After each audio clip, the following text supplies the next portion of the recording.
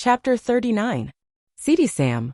I should say that for a cab horse I was very well off indeed. My driver was my owner. And it was his interest to treat me well and not overwork me, even had he not been so good a man as he was. But there were a great many horses which belonged to the large cab owners who let them out to their drivers for so much money a day. As the horses did not belong to these men, the only thing they thought of was how to get their money out of them, first to pay the master, and then to provide for their own living, and a dreadful time some of these horses had of it. Of course I understood but little, but it was often talked over on the stand, and the governor, who was a kind-hearted man and fond of horses, would sometimes speak up if one came in very much jaded or ill-used.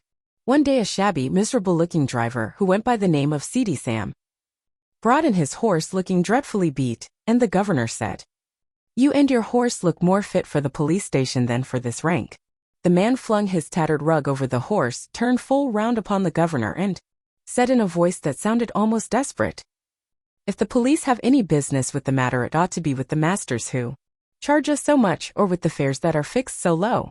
If a man has to pay 18 shillings a day for the use of a cab and 2 horses, as many of us have to do in the season, and must make that up before we earn a penny for ourselves, I say, 'tis more than hard work. 9 shillings a day to get out of each horse before you begin to get your own living. You know that's true, and if the horses don't work we must starve, and I and my children have known what that is before now. I've 6 of 'em, and only one earns anything. I am on the stand 14 or 16 hours a day, and I haven't had a Sunday these 10 or 12 weeks. You know Skinner never gives a day if he can help it, and if I don't work hard, tell me who does.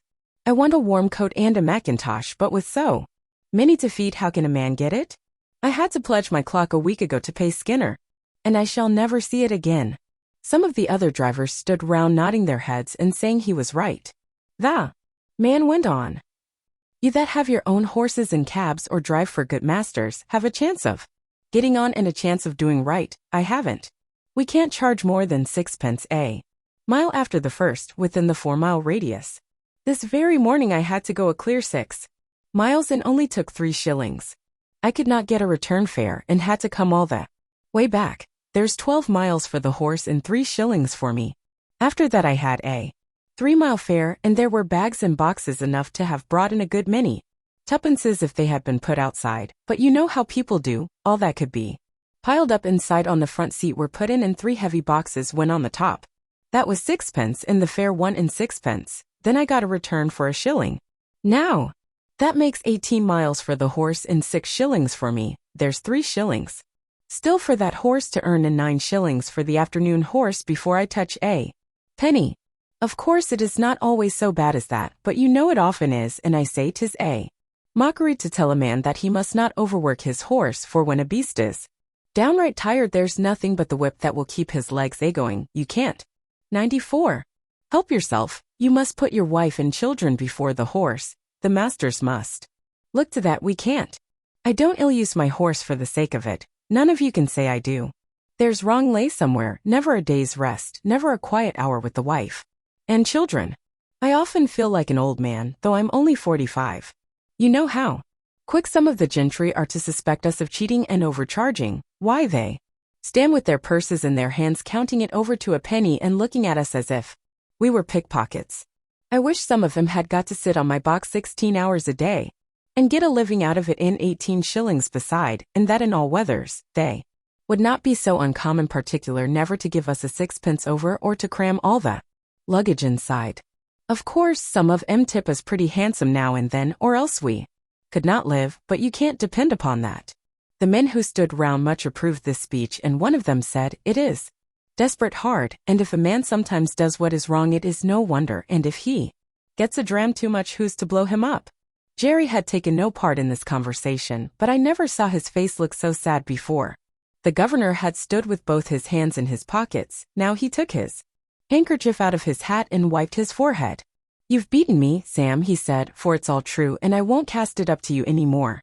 About the police, it was the look in that horse's eye that came over me. It is hard lines for man, and it is hard lines for beast, and who's to mend it I don't know, but anyway you might tell the poor beast that you were sorry to take it out of him in that way. Sometimes a kind word is all we can give 'em, poor brutes, and 'tis wonderful what they do understand. A few mornings after this talk, a new man came on the stand with Sam's cab. "Hello," said one, "what's up with Seedy Sam?" "He's ill in bed," said the man. "He was taken last night in the yard and could scarcely crawl home. His wife sent a boy this morning to say his father was in a high fever and could not get out, so I'm here instead." The next morning the same man came again. "How's Sam?" inquired the governor. "He's gone," said the man. "What gone?" "You don't mean to say he's dead?" "Just snuffed out," said the other. "He died at 4 o'clock this morning. All yesterday he was raving about Skinner and having no Sundays. I never had a Sunday's rest." These were his last words. No one spoke for a while, and then the governor said, "I'll tell you what, mates, this is a warning for us.